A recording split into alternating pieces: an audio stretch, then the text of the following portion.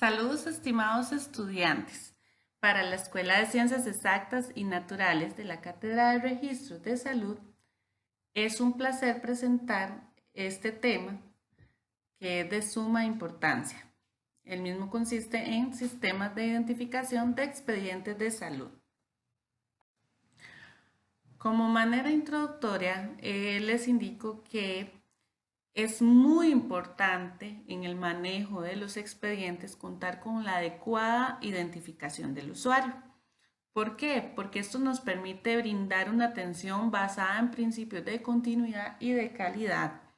Asimismo, obliga a que el expediente esté completo, que esté documentado y accesible para el archivo clínico, que es la unidad responsable de su custodia, y asimismo este pueda suministrarlo de manera oportuna cuando es requerido.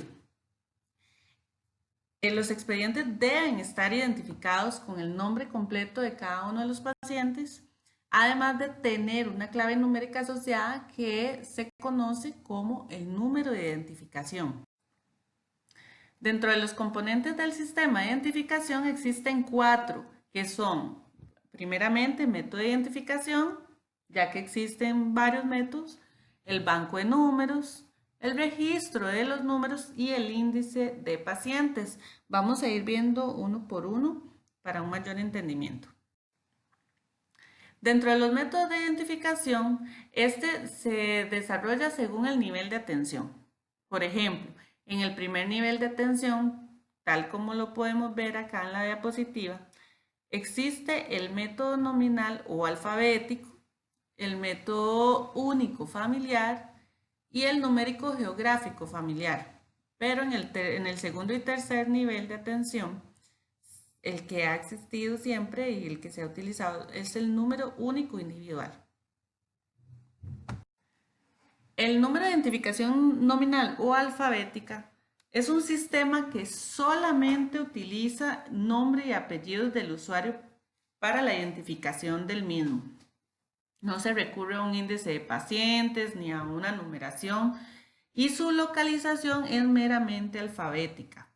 Sin embargo, este presenta una serie de desventajas, por lo cual actualmente no se utiliza. Dentro de las ventajas que presentaba en su momento era porque pues todas las personas conocemos cómo nos llamamos, o por lo menos en su gran mayoría, cómo nos llamamos y cuáles son nuestros apellidos. No siempre sucede lo mismo, por ejemplo, cuando se pide un número de identificación. Es como más difícil que las personas se aprendan de memoria su número de identificación. Además que existe otra de las ventajas, un documento oficial, que es el documento de identificación, el cual es un elemento a favor del funcionario cuando solicita los datos, porque ahí puede corroborar que el nombre que la persona le está dando es el indicado. Pero dentro de las ventajas que este presentaba es que, bueno, los expedientes generalmente se ubican de manera equivocada a la hora de archivarlo, se puede archivar erróneamente, entonces cuando se vaya a buscar un expediente y tiende a perderse y cuesta más que se pueda facilitar o brindar ese expediente de una manera más oportuna, ya que se presentaban muchas situaciones de extravío de los mismos. Además, hay una limitación ahí para planificar el tamaño de los archivos por la diferencia de cantidad entre una letra y otra, ¿verdad? Pero el punto más importante por el cual no se utiliza este método actualmente es que transgrede la confidencialidad. ¿Por qué? Bueno, dentro de los puntos más importantes de este es que si bien es cierto, todas las personas tenemos un número de identificación único, no así sucede con el nombre y apellidos. En un mismo centro de salud podemos hasta encontrarnos 5 personas que tengan el mismo nombre y los mismos apellidos. Entonces, esto podía provocar un problema a la hora de acceder a un expediente que se busque por este método. ¿Por qué? Porque si hay 3 expedientes con la misma identificación, ¿cómo sabe el personal de archivo a quién pertenece realmente? Entonces, a veces, muchas veces, simplemente se localizaba, se verificaba que era el nombre y se sacaba, ¿verdad? Sin saber si habían otros. ¿Qué pasa? Que si resulta que cuando se está atendiendo ese expediente no es de la persona que está frente al médico, sino de otra que se llama de la misma manera, pues está accediendo a información que no le pertenece a él. Y también ahí puede haber otra serie de problemas, como es, por ejemplo, que se receten medicamentos o que queden en el historial medicamentos o tratamientos o procedimientos X en el historial de una persona que no fue la que consultó. Y después esa otra persona puede acceder a esa información que no le pertenece también, ¿verdad? Entonces puede presentar muchos problemas, no solo de confidencialidad, sino también médicos legales. Es por eso que actualmente este es un método que no se... Por otra parte, está el número único familiar. Este método hace muchos años se utilizó. Este consistía en asignar un número que identificaba toda la familia. En algunos programas de atención primaria aún se utiliza, ¿verdad? Sobre todo en la ficha familiar que utilizan los ATAPs, técnicos de atención primaria, cuando van y visitan, ¿verdad? Ellos generalmente tienen una ficha donde están todos los miembros de ese núcleo familiar. Pero hace un tiempo sí, el expediente de salud era de esta manera. Entonces consistía, aquí podemos ver el ejemplo, consistía en asignar un número único. Este numerito era el que representaba a esa familia, pero necesitaban diferenciar un miembro del otro. Entonces se le asignaba dentro de ese mismo expediente otras numeraciones que era para identificar quién era el jefe de familia, quién era la cónyuge, quién era el hijo mayor, ¿verdad? Y así sucesivamente, si en ese núcleo familiar había más personas, abuelitos, ¿verdad? Etcétera. Entonces, este sí fue un método que se utilizó en algún momento. Actualmente no se utiliza en la caja a nivel de expediente de salud. Sí, como les digo, en la parte de ficha familiar, que es lo que manejan los ATAPs, que son los técnicos de atención primaria, y van y hacen la visita a las casas, sí manejan un método de identificación familiar. Por otra parte está el número geográfico familiar. Okay. ¿En qué consiste este? Bueno, se ha utilizado en algunos programas de atención preventiva, ¿verdad? Que va orientado a lo que es igual al núcleo familiar. Dentro de los contenidos del expediente o la tarjeta, tenemos que tiene que llevar el número de expediente familiar, que también se le asigna, ¿verdad? El apellido de la familia, la dirección, miembros, los nombres de todos los miembros, fechas de nacimiento, número de cada uno de los integrantes de familia, así como lo podemos ver en esta diapositiva. Y este está más basado en lo que es programas de atención preventiva, ¿verdad? Y en cuanto al tipo, material y tamaño, se toma en cuenta que las tarjetas tienen que tener una mayor manipulación, ya que deben desplazarse o transportarse a áreas donde se ubican los domicilios de estas familias. Es importante la localización geográfica de donde vive esa familia. Esto generalmente es cuando se iba y se hacían también las visitas de atención propiamente al lugar donde vivían. Por eso se identificaba un número geográfico. O sea, se le decía número geográfico porque era necesario la localización de la vivienda de ese miembro de familia para cuando se iba a visitar.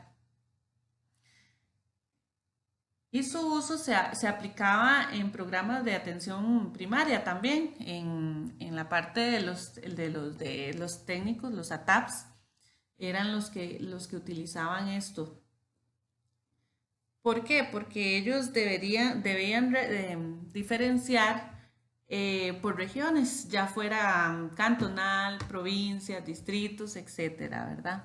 Ya después, con la implementación de los CEBAIS, pues esto se fue eliminando porque ya, digamos, cada técnico en atención primaria, pues tenía el sector del EBAIS al que pertenecía. No así hace muchos años donde no existían los EBAIS, ¿verdad? Que era un escenario y debían dividirse los sectores.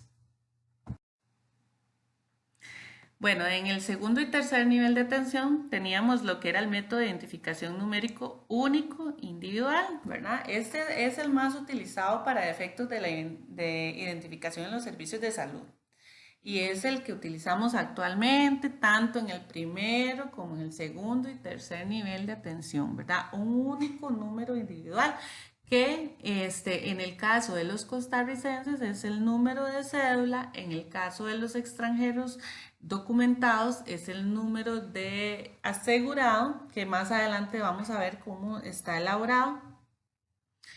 Y en algunos casos, de manera temporal, se asigna un número interno, que ese no viene desarrollado propiamente acá en este capítulo, pero yo les voy a mencionar un poquito en qué consiste.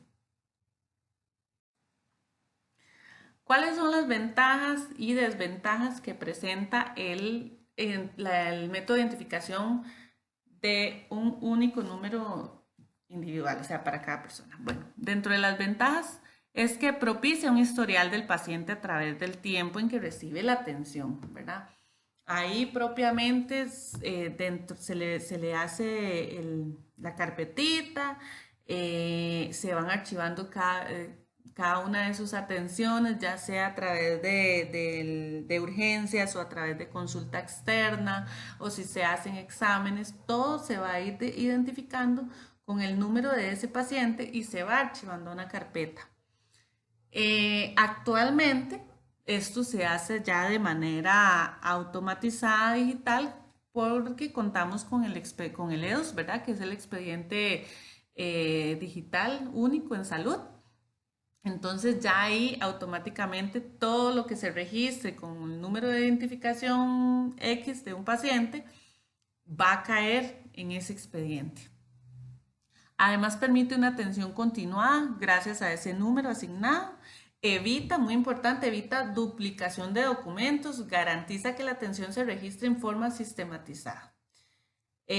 Contribuye a una capacitación más homogénea de los equipos que intervienen en la atención de salud. ¿Por qué? Porque todos van a trabajar a través de ese número de identificación a la hora de atender, de darle una atención al usuario, ya sea porque llegó a consulta externa, porque llegó a urgencias o porque fue a enfermería para algún trámite de vacunación o porque fue al laboratorio a que le realizaran exámenes. O cuando va a farmacia, pues entonces también el despacho de esos medicamentos a través del número de cédula, porque si bien es cierto, se brinda una colilla para el despacho de medicamentos, cuando ésta se pierde, el medicamento es localizado a través del número de identificación del usuario. Y favorece mucho los procesos de evaluación e investigación. Otra cosa muy importante, y es en relación a una de las diapositivas que vimos anteriormente, es que al contar con un número de identificación cada usuario, pues evita que se le cargue información a otro usuario, como lo habíamos visto en el caso del método el método que era alfabético. ¿Verdad? Es una gran diferencia con el método alfabético que sí pueden existir varios nombres y apellidos iguales, pero el número de identificación es único. Dentro de las desventajas que puede presentar es que, bueno, cuando se implementó este método, ¿verdad? Ya como universal, se requirió un periodo de orientación para los funcionarios, de cómo se iban a archivar, de cómo se iba a registrar en las carpetas físicas, ¿verdad? Y cómo se iba a archivar, valga la redundancia, en los archivos de cada una de las áreas de salud o hospitales. Además, que era necesario contar con una estructura física con estantes adecuados para el almacenamiento de los mismos. Sin embargo, bueno, esto fue una desventaja que se presentó en el momento de implementación, pero que de igual manera era sumamente necesario para el archivo de los mismos. Bueno, dentro de los métodos de identificación existen otros que solamente los voy a mencionar como para conocimiento general de ustedes, porque no son métodos que hayan sido utilizados en algún momento ni que vayan a ser utilizados, ya que son muy poco común. Por ejemplo, está el método fonético, Russell Soundex, que consiste en agrupar los apellidos o el nombre, pero que tengan un sonido similar, o sea, que a la hora de pronunciarlos se oigan muy similar, aunque no sean iguales. Así es como se archivan, ¿verdad? Todos los apellidos que suenen similares se archivan juntos o los nombres. Pues no es, en el caso del sector salud, no es un método para nada confiable. Se puede prestar para muchas problemáticas. Por otro lado está el método de identificación numérico o en serie. Este método consiste en que si un usuario va a consultar hoy, se le asigna un número de identificación por esa atención. Pero resulta que mañana vuelve a ir y se le asigna otro número de identificación. A manera más de ejemplo, yo me presento a consultar hoy y me asignan el número 23. Mañana vuelvo a ir y me dan el número 24. Y así sucesivamente. El siguiente consulta que voy me asignan el número 25 y la que sigue el número 26. Y así sucesivamente se va asignando los números. Lo que pasa es que este método tiene muchas desventajas porque la atención de los usuarios se va a registrar en diversos expedientes, ¿verdad? No va a ser un expediente único, sino que se van abriendo expedientes cada vez que va. Y al estar los registros de manera separada, pues no da pie a que haya una atención de manera continuada o darle seguimiento a X padecimiento a un usuario, porque va a haber faltante de información de ese usuario, de los antecedentes clínicos que ha tenido. No van a quedar en un solo expediente. Entonces, este no es un método tampoco que en el sector salud nos pueda funcionar. Por otra parte, bueno, dentro de los componentes que hablamos está el componente del banco de números. Institucionalmente, en la parte de caja existe un banco de números interno que se asigna a personas a veces de manera temporal. ¿Por qué se puede asignar un número de manera temporal? Bueno, esto se da en los casos, por ejemplo, cuando nace un bebé. Hace un tiempito, pues el asignarle el número de cédula a los bebés tardaba entre 1 y 3 meses. Entonces, todas las atenciones que se le brindaba a estos chicos era a través de un número interno que es temporal. Cuando ya el registro civil le asignaba el número correspondiente, pues lo que se hacía era una unificación. Actualmente se hace también. Lo que pasa es que ya casi todos los bebés que nacen ya les dan el número de cédula casi que inmediatamente. Solamente cuando nacen fines de semana es que no se los dan. Entonces todavía existen casos en los que tenemos que asignarle a bebés números internos. También se le asignan números internos a personas indocumentadas que requieren de atención, ¿verdad? Y necesitamos registrarlos con algún número de identificación. ¿Qué pasa a veces cuando son costarricenses que se presentan indocumentados pero conocen el número de cédula? Pues nosotros no podemos dar fe que el número de cédula que nos está brindando esa persona realmente le pertenezca a él, porque se han dado casos en que llegan y dan números de cédulas de otras personas. Entonces, nuestra responsabilidad es, pues sí, brindarle la atención al usuario, sobre todo si es una situación urgente, pero asignarle un número provisional para que esa persona reciba la atención.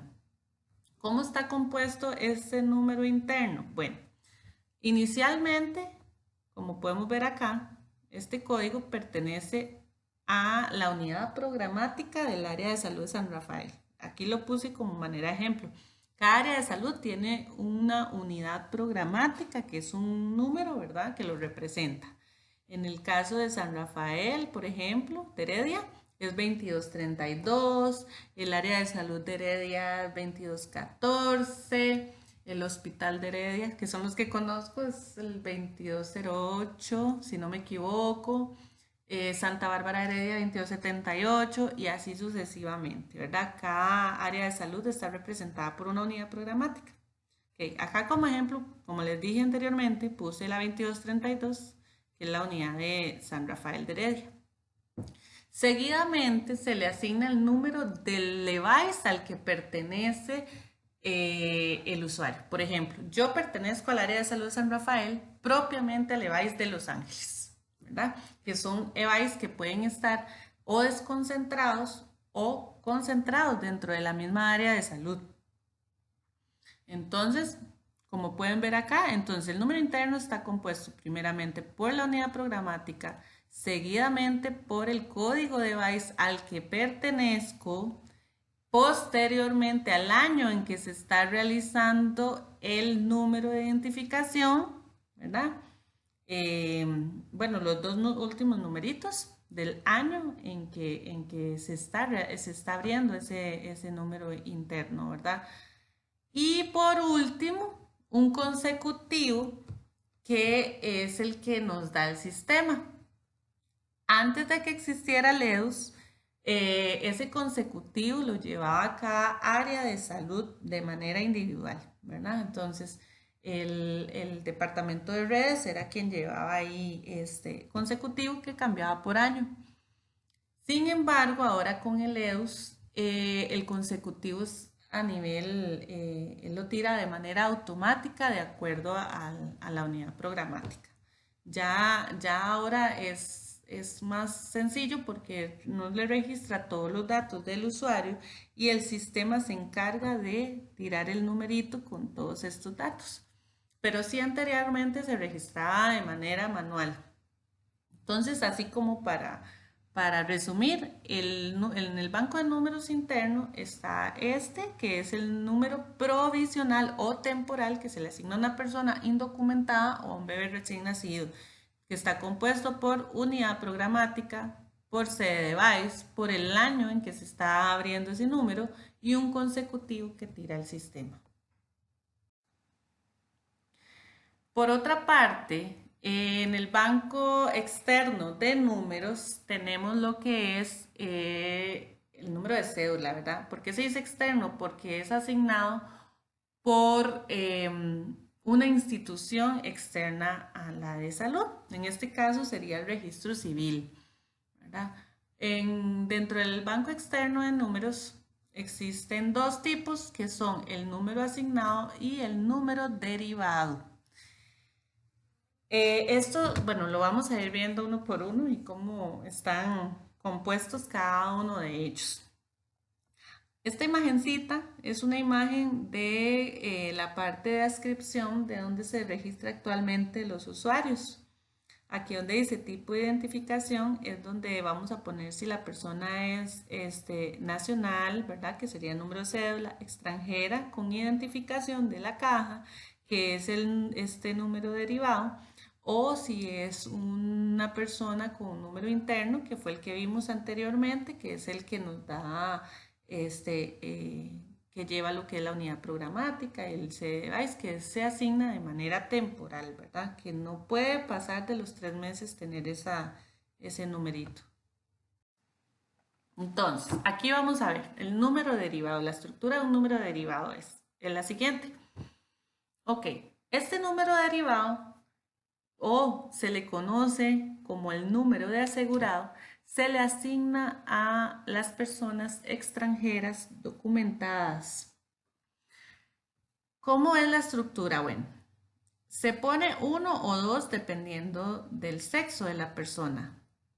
El 1 representa a la parte masculina y el 2 al sexo femenino. Seguidamente, debemos poner el año de nacimiento de la persona a la que le estamos asignando el número. Y por último, un consecutivo que también tira el sistema. Este numerito hace muchos años, al igual que el interno, lo tenía cada área de salud, ¿verdad? Y tenía el consecutivo cada área de salud. ¿Qué pasaba en este caso? Que yo podía asignar un número interno en el área de salud San Rafael a una persona que era mujer, por ejemplo, entonces era un 2, que nació en el 54 y que yo llevaba como consecutivo este otro número, pero puede ser que en otra área de salud casualmente se le asignara a una persona el mismo número, ya que era mujer, que nació en el 54 y que coincidía con el consecutivo que llevaba esa área de salud. Actualmente, esto es un banco de números que maneja el nivel central de la caja a través del EDUS. Entonces, a la hora de registrar a la persona, nosotros incluimos todos los datos de nombre completo, fecha de nacimiento, edad, escolaridad, datos familiares, etc. Y al final, cuando guardamos, el sistema de adscripción nos da el número que se le asigna a esa persona. Con esto se redujo los problemas de duplicidad de números, porque entonces ya ellos lo manejan a nivel nacional y ahora sí se convirtió en un número único para cada extranjero. En el caso del número asignado, es el número de cédula, ¿verdad? Ese es el número asignado ya por una institución desde que nacemos y que es el que nos va a representar durante toda nuestra vida en cada trámite que realicemos, no solamente de salud, sino trámites de cualquier otro tipo. Ese está estructurado de la siguiente manera. El primer número, bueno, como todos sabemos, representa la provincia de nacimiento. Los 4 números siguientes representan el tomo del registro y los 3 últimos representan el folio y el asiento. Algunos otros aspectos para la identificación de pacientes y que son muy importantes es, por ejemplo, verificar que el paciente no disponga de otro número de identificación. Esto sucede mucho, sobre todo con personas extranjeras y muchas veces cuando se nacionalizan. ¿Por qué? Porque cuando llegamos a registrar los datos acá en esta pantallita, ¿verdad?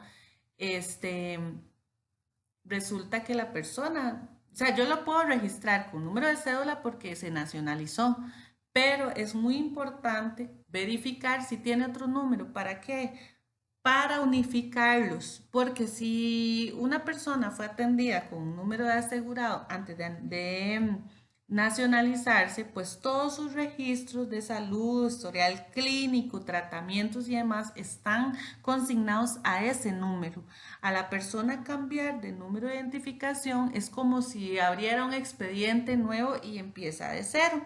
Entonces, registros y estadísticas de salud, el personal tiene la responsabilidad de verificar que esa persona a la que yo voy a escribir no cuente con otro número, porque si cuenta con otro número, mi deber es unificar toda la información para que ya le quede registrada con el nuevo número.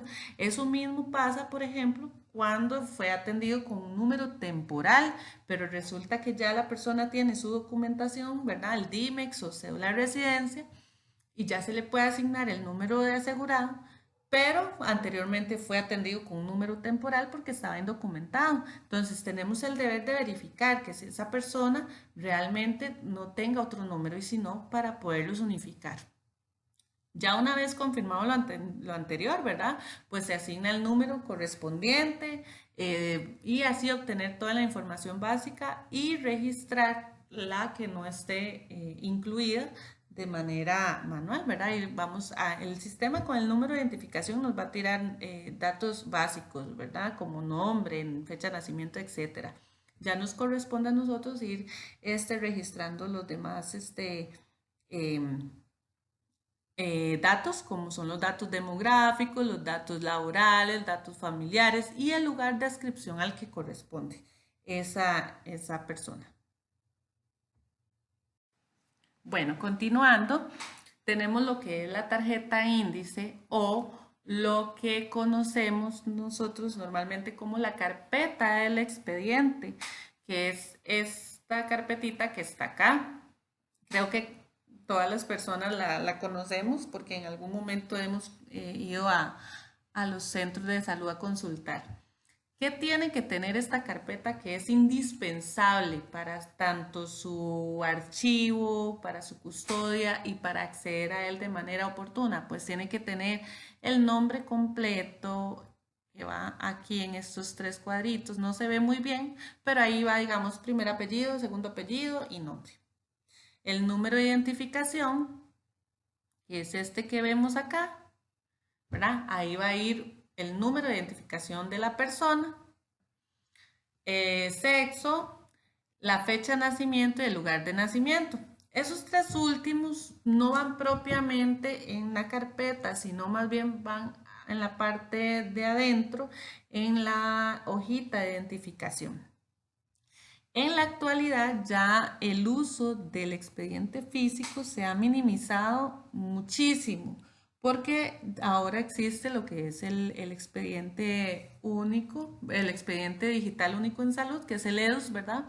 Entonces toda la información está automatizada. Esto ha sido todo un proceso porque desde que se implementó el EDOS, pues se tenía que trabajar con los dos, tanto físico como el digital, ¿verdad? Porque habían cierta documentación como exámenes de laboratorio y entre otros que no estaban digitalizados y que eran necesarios para la atención de un usuario. Por ejemplo, en los controles de seguimiento como hipertensión, diabetes y demás, que requieren de otros estudios de laboratorio, ¿verdad? Electrocardiogramas y que no estaban accesibles en el expediente digital. Entonces, de igual manera, teníamos que sacar el expediente y que él estuviera a disposición del médico a la hora de la atención de los usuarios. Ya, como les digo, ya casi todos los estudios anexos que puede requerir un paciente, placas, exámenes de laboratorio, ya se están integrando al EDOS y ahora contamos con otra herramienta que se llama digitalización de piezas, que es digamos, todos aquellos exámenes que no están todavía incluidos en el EDOS, pero que se pueden escanear o tomar una fotografía y anexarlos para que en el momento de la atención estén ahí y no se tenga que sacar el expediente físico.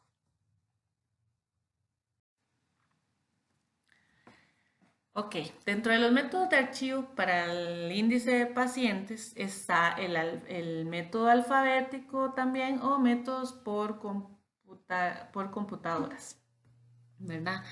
Este método alfabético ya no se utiliza, o sea, nosotros utilizamos el método numérico, que es el digital compuesto, eh, precisamente por lo que les conté en diapositivas anteriores, ¿verdad? Que el archivo a través del método alfabético se puede prestar para muchos errores, pérdida de documentos y demás. Entonces actualmente no se utiliza. Y está el método por computadora que realmente es como el que estamos utilizando actualmente con el EOS porque él igual, a pesar de que está digitalizado, ellos cuentan con un banco donde se archiva toda la información de los usuarios, ¿verdad? Son sistemas demasiado protegidos y demás, cumpliendo con todo lo que es la confidencialidad de cada uno de los pacientes y que no todos los funcionarios del sector salud o de la caja pueden accesar a esa información, ¿verdad? Para eso tienen que contar con con permisos especiales para que puedan acceder. Entonces, dentro de las ventajas que tienen es que no hay errores para archivar, ¿verdad? Porque ya se hace de una manera automatizada. El riesgo de extravío, pues es casi que nulo. No hay problemas de almacenamiento. Los datos se actualizan constantemente porque ya es algo automático. Las consultas y el proceso de identificación es relativamente rápido y fácil porque al contar con el número de identificación se pone y ahí automáticamente tira toda la información de los usuarios. El usuario puede consultar la base de datos en algunas aplicaciones. Eh, el banco de datos permite la identificación de pacientes desde donde funcione la red, ¿verdad? En el caso de LEDOS, pues el paciente donde consulte en el país, ahí va a tener acceso a su información con un médico que lo esté tratando. Dentro de las ventajas que se presentaron, bueno, pues es que su diseño y la implementación, además de la capacitación a los funcionarios que la vayan a utilizar, tiene un alto costo, ¿verdad? Que puede también haber errores en la digitación y eso son cosas que sí hemos visto, ¿verdad? Y que son muy difíciles de detectar, pero que sí se detectan, ¿verdad? Hay muchas cosas, por ejemplo, nosotros de redes nos toca lo que es la calidad de datos, entonces existen mecanismos también para evidenciar cuáles son esos errores y que debemos corregirlos, porque existen mecanismos de control bastante estrictos y de seguridad que se han ido implementando. Bueno, ya para finalizar, ¿verdad? Es importante que ustedes tengan claro que el propósito del índice o la identificación de los pacientes es que determinar de un modo eficiente y ágil si el paciente cuenta o no con un expediente de salud en el establecimiento, ¿verdad? Y de no ser así, pues abrir un expediente, iniciar la historia clínica del mismo con un número único que lo identifica, que es o el número de cédula o el número de asegurado o bien, en dado caso, un número interno que se le deba asignar de manera temporal. Y que para registrar los datos se debe contar con los documentos de identificación oficiales. Esto es muy importante, que no lo olviden. O sea, cuando nosotros vamos a registrar, a identificar a una persona, debemos solicitar la cédula, el DIMEX, pasaporte, el documento oficial.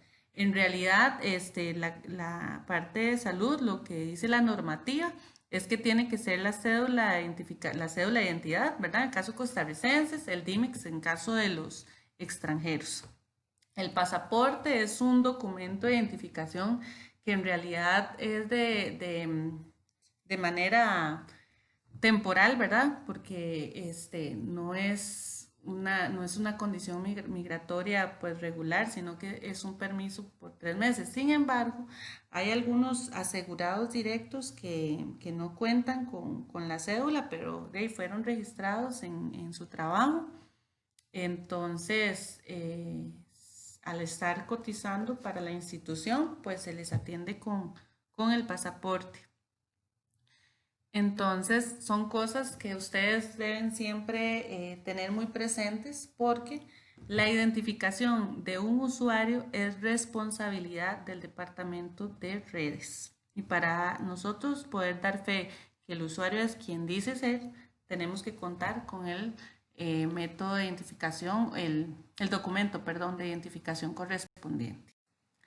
Esto sería todo de mi parte. Agradezco mucho la atención. Recuerden que cualquier consulta adicional, cualquier duda, pueden escribirnos en el foro de consultas y con todo gusto les estaremos atendiendo. Que pasen muy bien.